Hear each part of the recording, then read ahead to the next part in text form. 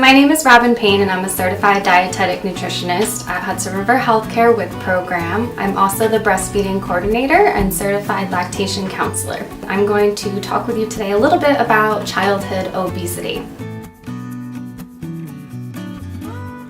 Obesity is where a child has a higher body fat percentage and a rapid weight gain. The rates have tripled since 1970. 1 in 5 children are considered obese.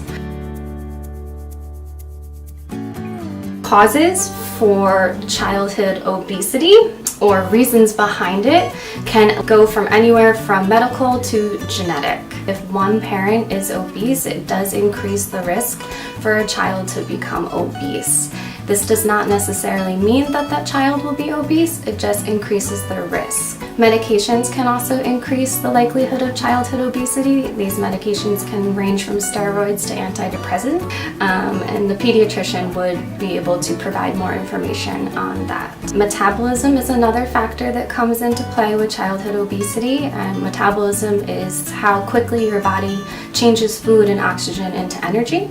Those with a lower metabolism do have a harder time burning those calories and delivering that energy quicker.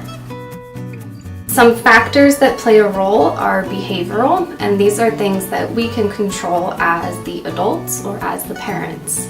So when we discuss behavioral, we think about foods that they eat. Most often these are unhealthy foods that can contribute to weight gain. Unhealthy meaning junk food or foods that are higher in calories and lower in nutrients. These foods can also be in larger portion sizes. So we want to make sure that our children are eating the correct portion sizes for their ages.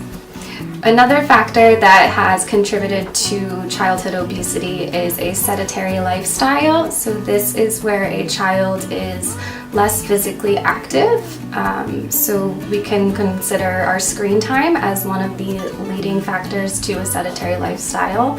There is more access for children for television, computers, tablets, phones, whatever it might be.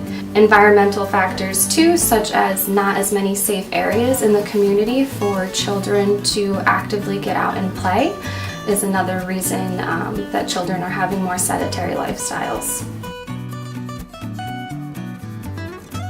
So a rapid increase in weight is one of those main symptoms, or an increase in BMI. Your pediatrician or the WIC program can actually help you determine if your child has had an increase in BMI or a rapid weight gain. Stretch marks on the hips and the abdomen are another sign of rapid weight gain.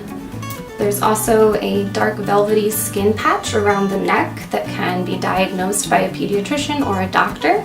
Fatty breast tissue development, especially in boys, is another sign of obesity. Shortness of breath when active, and something called sleep apnea. Sleep apnea can be diagnosed again by the pediatrician or the doctor. This is where a child might snore, sleep with their mouth open, be completely short of breath while sleeping. Early puberty in girls is another sign. It can also change their menstrual cycles. Delayed puberty in boys is another sign as well. If you also look at your child's feet, if their feet are flat, if they have something called knock knees or dislocated hips. There is also constipation and reflux that can occur in infants and in toddlers and in children. For psychological, sometimes these children have low self-esteem.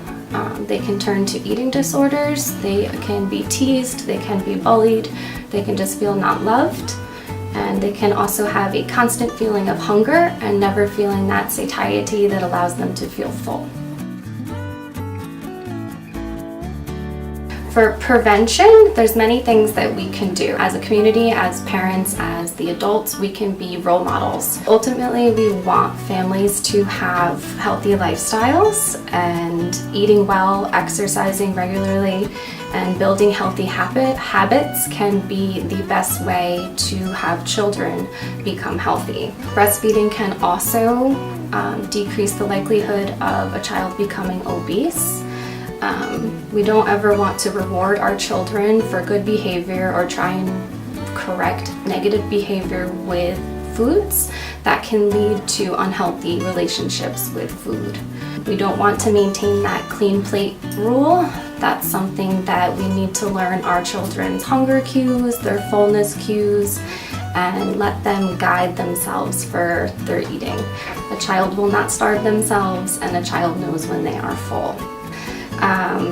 Eliminating sweets and favorite foods altogether can actually cause children to almost rebel and want to eat those foods more and eat them in excess when they do have them.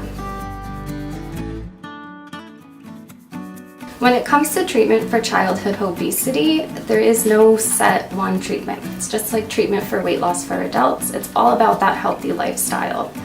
Help the entire family to become healthy, not just focusing on one of the children. So again, it goes back to being that role model. So we want to ensure that a child eats a nice, well-rounded diet, is exercising regularly, and is feeling that love. Daily physical activity is necessary. At least 30 minutes a day is important. And we want to work with our pediatrician and our local agencies to ensure that our children are growing and developing. Some resources, there's plenty of websites. Some of them are kidshealth.org, the CDC, or obesityaction.org. You also want to use your pediatrician as your main resource for that diagnosis for childhood obesity, or even just to ask further questions.